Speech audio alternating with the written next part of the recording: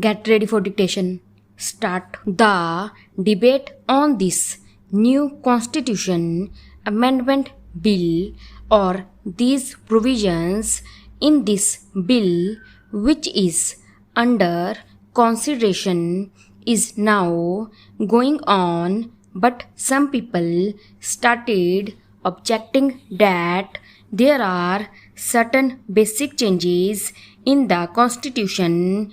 They have started objecting to the passing of this constitution amendment bill, questioning whether this house has got its mandate. Let us discuss it on the basis of these points which have been raised by some honorable friends. My friends have aptly said that this house has got the mandate on the basis of the programs of the party given in 1971. I do not want to refer to all that, but if in order to uphold the constitution, in order to work within the framework of this constitution,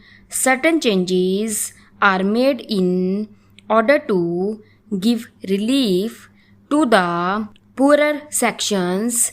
I do not know where is the conflict therein and where is the question of mandate which comes in. The mandate is there the moment this house was elected, composed of 526 members. They have their bounden duty to secure for the society justice, social, economic and political. This is envisaged under the bill. What are we going to do by this amending process? They said erosion of fundamental rights.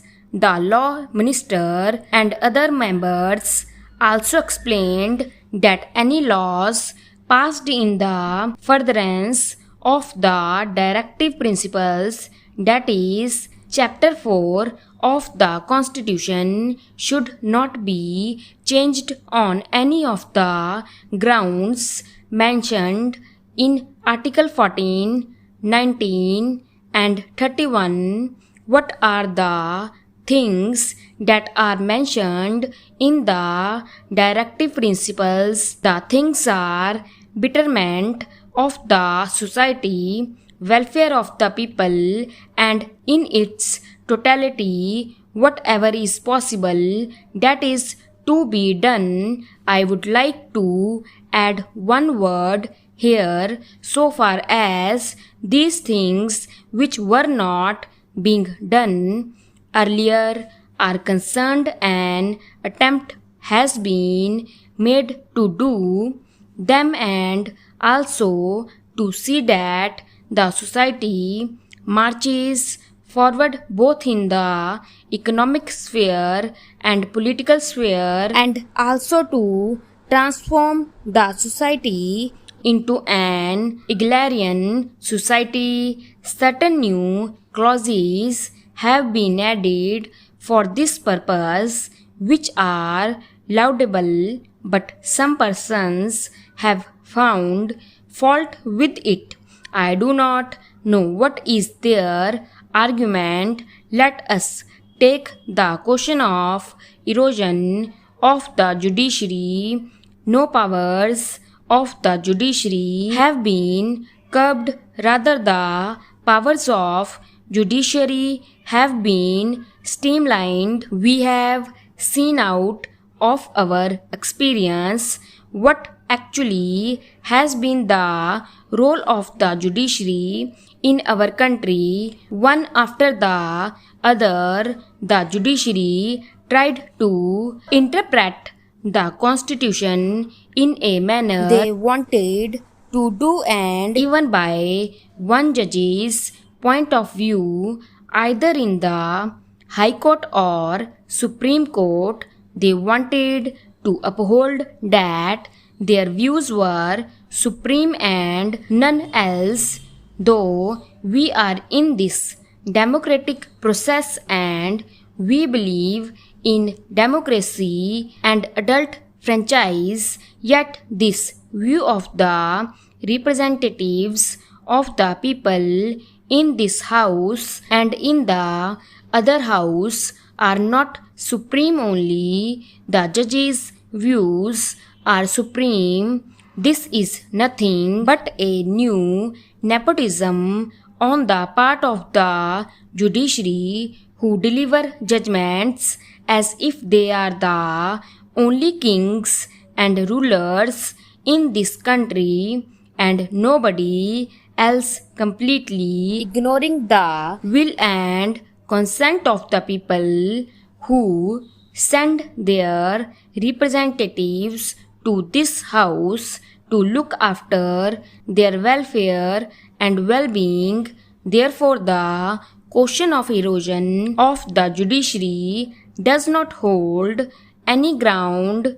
I have gone through one of the articles published in the Indian Express some time before about fundamental duties, particularly they mention, and I say that the challenges follow the noble ideals that inspired our national struggle for freedom. Our national leaders took part in the national struggle and they aptly have said that there are certain fundamental rights and those rights, particularly referring to Article 14, 19 and 31, are somehow or the other being taken in view of the directive principles of the state policy of the Constitution.